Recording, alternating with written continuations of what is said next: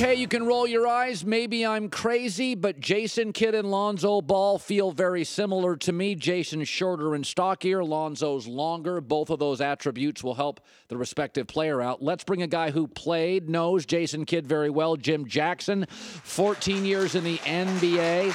So what do you know? You were with Jason Kidd as a rookie. So you're a perfect guest today. So Lonzo last night, Shaq says you can't be a Laker and shoot and not score. Okay, which is it's actually a pretty good point that this is a position running the Lakers show. You want to be aggressive. You know, they called Magic tragic for a while. Mm-hmm. Okay, so let's go back because what I'm saying here is I remember Jason Kidd and I put the stats up and it looks like Lonzo Ball. And Jason Kidd had an extra year of college in the Pac-12, which is a pretty good conference then.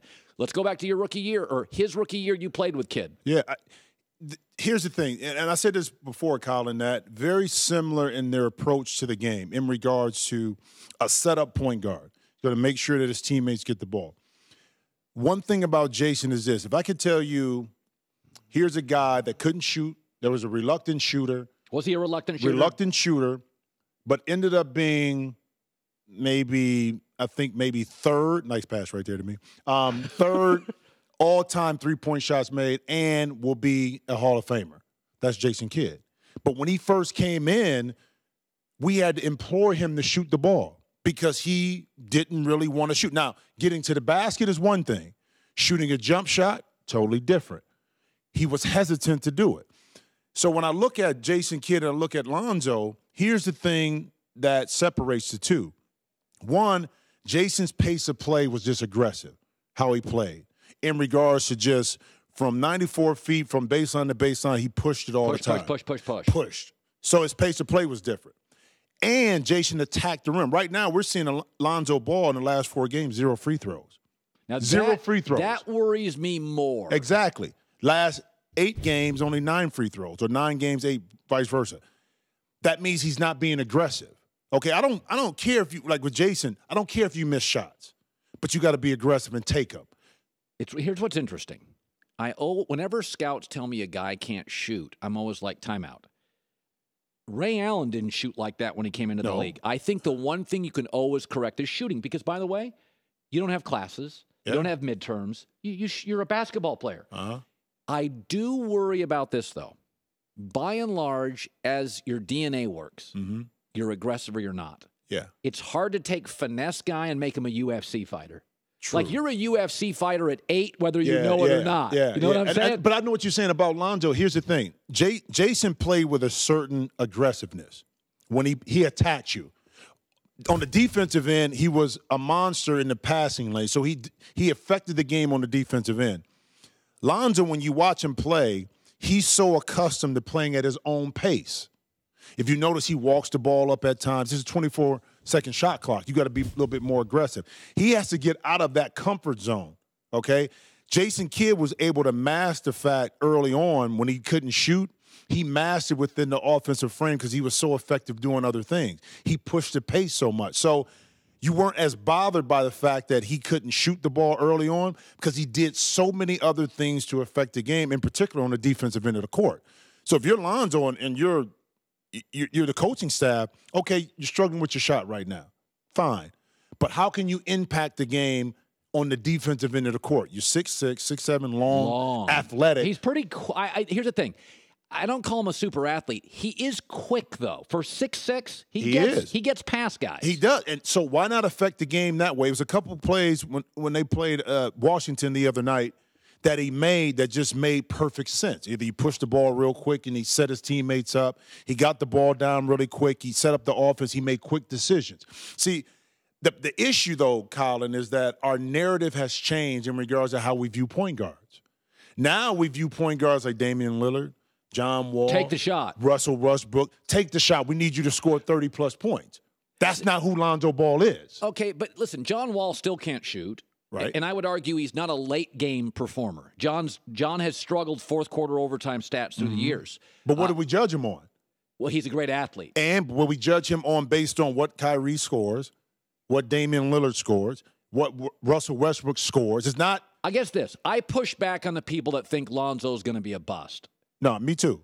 I'm with you on that. He's not going to be a bust. No. He's too talented, and up here, he understands the game too well.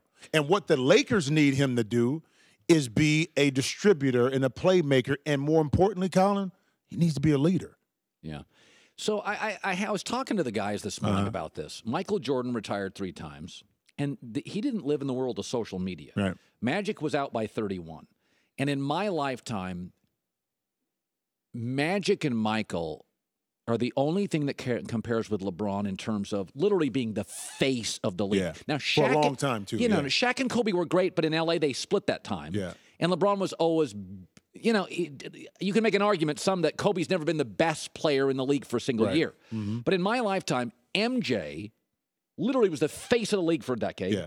And then Magic and Bird were, but it was more Magic because of L.A. and his personality and his smile and kind of just a glib, funny guy. And then there's LeBron. And I said to my staff this morning, this is 15 straight years. Mm-hmm. He's carried owners, the Eastern Conference, the league, players, stars, teams. And I said this morning, I said, I listened to LeBron talk this year, and he talks about a bad camp. And part of me thinks, I bet you, is there, how when you get tired of doing something? Like when I left the other company, I just wanted a new start. Yeah. Like, how is LeBron not somewhat fatigued? It's another old roster. Yeah. It's the same Cleveland story. When they redid this roster, Colin, I said they're still not good enough to beat Golden State. No, at the end of the day, could they beat OKC is a question too with this current roster. I don't know. No, I don't think so. But this may be LeBron's most mentally challenging year, besides when he went to Miami. The first, when he went to Miami, because he had to deal with the whole thing of leaving Cleveland, the expectations. This may be from a mental perspective, his toughest challenge because of the current roster, because where he's at in his career in regards to legacy and what he wants to do. In the back of his mind, he may not admit it, but of course, what's going to happen, next year? It's a lot of things that are going on within the game of basketball, but even outside of it. And while that's happening, Jim, he generally wins while it's happening. This team's not. But look at the makeup. So you want Tristan Derrick Rose. Thompson's now out. Tristan Thompson is out. You expect Dwayne Wade, who has limited minutes, to be Dwayne Wade. That's not going to happen. Derrick Rose. Hurt. It's not going to happen. You don't know what's going on in Kevin Love's head. Okay, J.R. Smith is all over the place in regards to not playing consistent. So this team, to me, I said they have to get younger. They have to infuse some kind of new energy in order for them to be very competitive. Look at the defensive end of the court. I mean, you don't have to be great individually, but constructively, together as a team, they're not on the same page. I guess, Jim, this is my point, is that LeBron, because I do think LeBron is mature beyond his years. I mean, he's been the face of the league when he was in his 20s. Mm-hmm. And because of that, I think LeBron intellectually is attracted to guys like you who can talk hoops and who have been around. Right. He's attracted to smart, older players. Mm-hmm.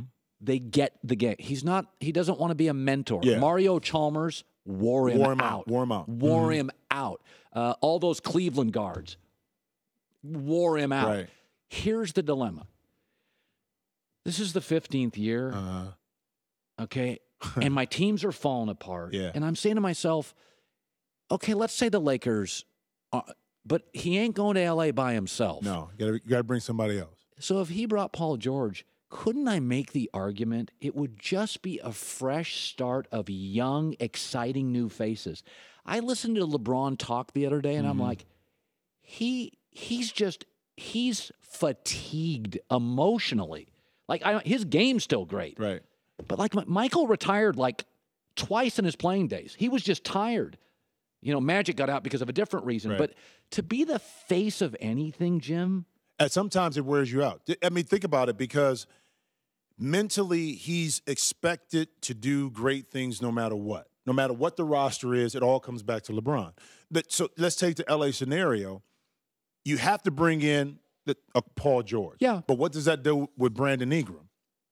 Well, because you can't have Ingram, you can't have Kuzma. You got to figure that. To me, I like the upside of Kuzma a lot better in that scenario. And the reason why, Colin, is because Kuzma, a little bit older, NBA ready, the body, but it's not a guy that you got to really draw up plays for. Yeah. He understands how to play the game without the ball. With Ingram, he wants to be a star, which is fine.